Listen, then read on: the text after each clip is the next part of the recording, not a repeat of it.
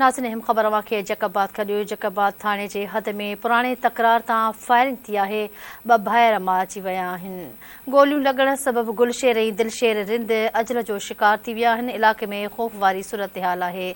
ख़बर अवांखे जैकबाद खां ॾेई रहिया आहियूं। जैकबाद जे आबाद थाणे जे हद में पुराणे तकरार तां फायरिंग में ॿ भाइर मारिजी विया आहिनि। गोलियूं लॻण सबबि गुलशेर ऐं दिलशेर रिंद अजल जो शिकार थिया आहिनि। इलाइक़े में ख़ौफ़ वारी सूरतहाल आहे।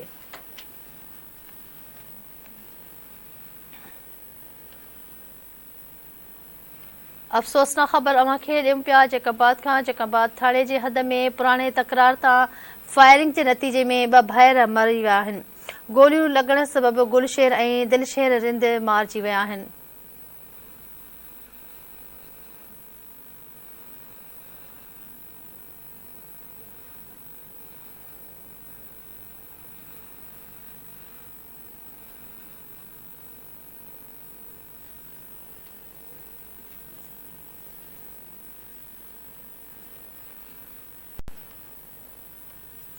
ख़बर अवांखे ॾेई रहिया आहियूं जैकबाद खां। जैकबाद आबाद थाणे जे हद में पुराणे तकरार तां फायरिंग जे नतीजे में ॿ भाइर मारिजी विया आहिनि।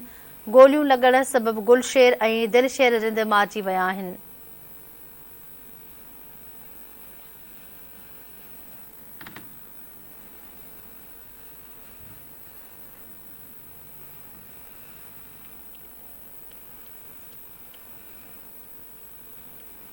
जैकबाद खां आगाह कयूं पिया अवांखे जैकबाद आबाद थाणे जे हद में पुराणे तकरार तां फायरिंग जे नतीजे में ॿ भाइर मारिजी विया आहिनि।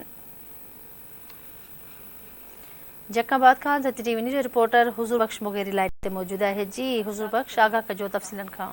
जी बिल्कुल, जैकबाद वेझे पुराणे तकरार तां फायरिंग जे नतीजे में 2 सगा भाइर क़त्ल थी विया आहिनि। पुलिस मूजिबि आबाद थाणे जे हद गोरशानी लाड़े वटि नामालूम मोटरसाइकिल ते सवार हथियारबंद फायरिंग करे ॾिनी। गोली लॻण सबबि 2 नौजवान भाइर गुलशेर ऐं दिलशेर रिंद क़त्ल थी विया आहिनि। मारिजी वियल नौजवान ॻोठ आरिफ माछी जा रहाउसी आहिनि। इतला मिलण बाद पुलिस लाश सिविल अस्पताल पहुचायो ऐं ज़रूरी कार्रवाई बाद वारसनि हवाले कया विया आहिनि। पुलिस मूजिबि जवाबदार जी गिरफ़्तारी लाइ कोशिश जारी आहे। जी ठीकु आहे, वॾी महिरबानी आगाह करण जे लाइ।